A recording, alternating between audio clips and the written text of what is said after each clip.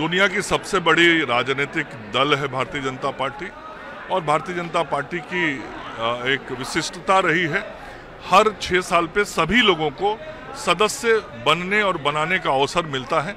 इस बार 2024 से 2030 तक का जो सत्र है उसके लिए सदस्यता अभियान का शुरुआत कल आदरणीय प्रधानमंत्री जी ने दिल्ली से किया। आदरणीय नड्डा जी ने उनको सदस्यता दिलाई और आज सभी प्रदेशों में इस अभियान की शुरुआत हुई है। उसी क्रम में आज बिहार में हमारे प्रदेश अध्यक्ष दिलीप जायसवाल जी के नेतृत्व में यहाँ सदस्यता अभियान की शुरुआत हुई। हमारे दोनों माननीय उप मुख्यमंत्री और समाज के कई वरिष्ठ सम्मानित लोग जिनको पद्मश्री पद्म भूषण जैसे सम्मान मिले हुए हैं और समाज के विभिन्न क्षेत्रों में काम करने वाले लोगों को आज भारतीय जनता पार्टी की सदस्यता दिलाई गई है। निश्चित रूप से भारतीय जनता पार्टी का एक बड़ा विस्तार बिहार में भी सदस्यता अभियान से होगा। लालू यादव ने ट्वीट किया है बीजेपी और आरएसएस को लेकर सर कि कान पकड़कर विकास सेंसस करवाएंगे। लालू यादव जी बताएं ना बिहार की जनता को, उनको जब अवसर मिला किसको उन्होंने आरक्षण दिया? इस राज्य में उन्होंने जो पिछड़े अति पिछड़े थे उनको आरक्षण देने का काम किया क्या? पंचायत के चुनाव तो उन्हीं के राज में हुए थे। लालू यादव जी आप बताइए बिहार की जनता को क्यों नहीं आपने उस वक्त आरक्षण दिया? उस समाज को क्यों नहीं राजनीतिक रूप से उसकी भागीदारी सुनिश्चित की? लालू यादव जी आप बताइए, आप उस कांग्रेस पार्टी के हिस्सेदार रहे वर्षों वर्ष तक, जिस कांग्रेस पार्टी ने बाबा साहब भीमराव अंबेडकर जी को चुनाव हराने का काम किया। आपको जवाब देना चाहिए ना बिहार की जनता को क्यों उस कांग्रेस के साथ थे।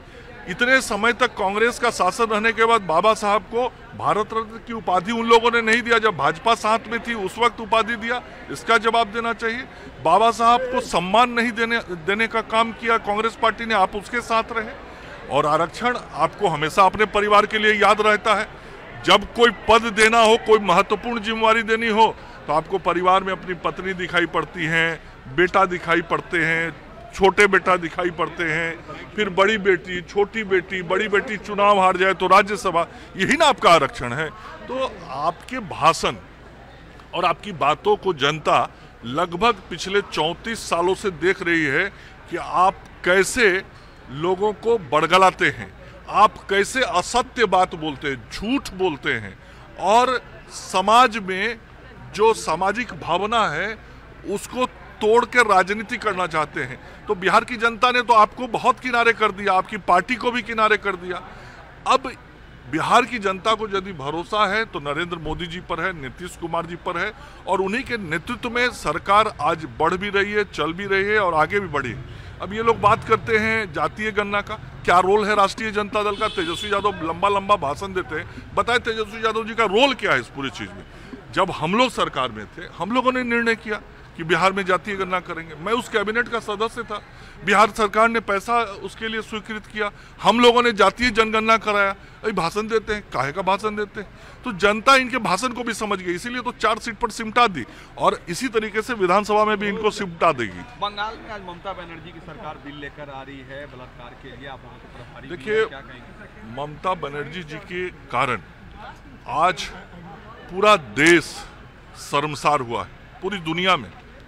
और पश्चिम बंगाल के अंदर आज जो सरकार काम कर रही है वह सरकार पूरी तरीके से कानून की धज्जी उड़ा रही है और अराजक स्थिति पूरे पश्चिम बंगाल में बना के ममता बनर्जी जी ने रख दिया है।